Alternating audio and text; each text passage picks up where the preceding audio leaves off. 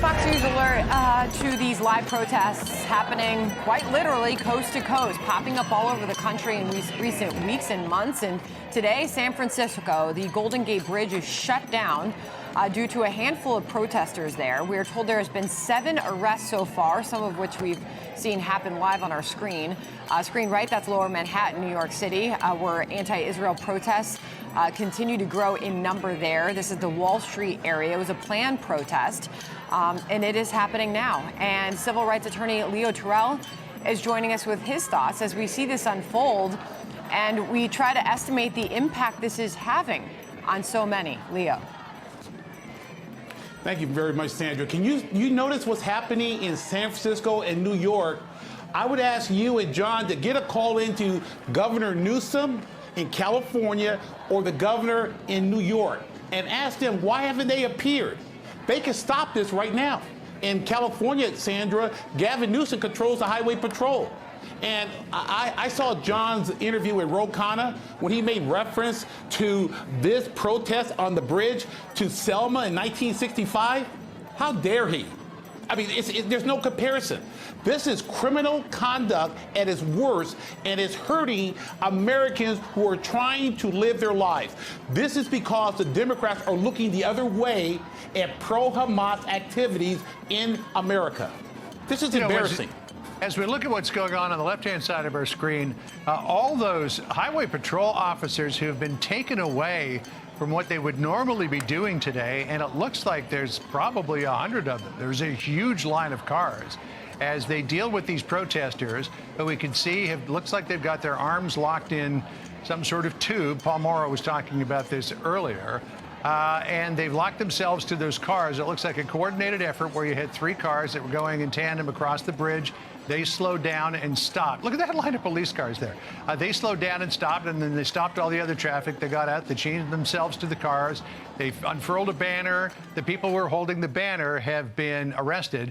But how do you get those people removed from the cars? And this has been going on now, Leo, for 4 hours, and the amount of law enforcement that has been diverted from what they're normally doing to take care of this really would seem to me, given police shortages across the country, I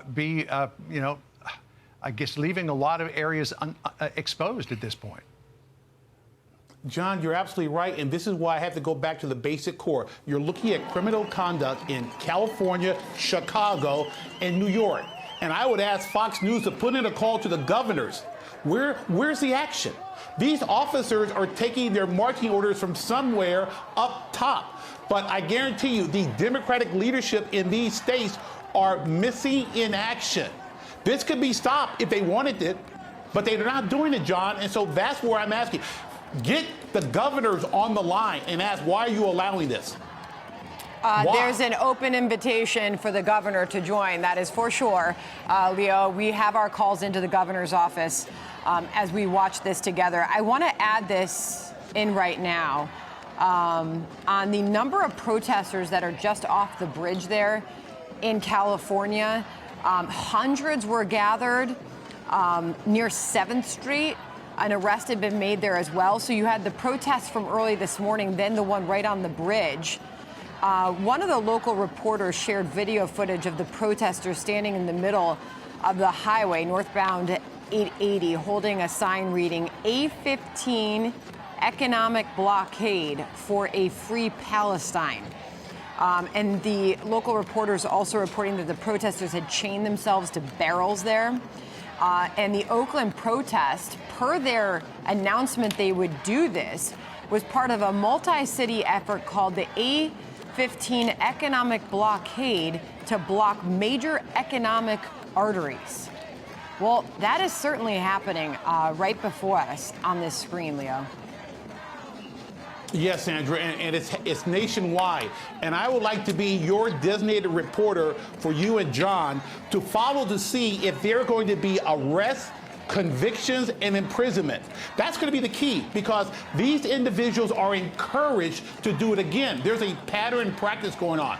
Will there be any repercussions against these individuals who are breaking the law? I will be your exclusive reporter to find out if the district attorneys in soft on crimes, California, are going to prosecute, convict, and imprison. I would submit to you, it's not going to happen. All right, Leo. Well, we'll see if this is ever over, and I'm sure at some point it will be. What happens to the people who were involved? We thank you for being with us. Appreciate it. Hey, everyone. I'm Emily Campagno. Catch me and my co-hosts Harris Faulkner and Kaylee McEnany on Outnumbered every weekday at 12 p.m. Eastern, or set your DVR. Also, don't forget to subscribe to the Fox News YouTube page for daily highlights.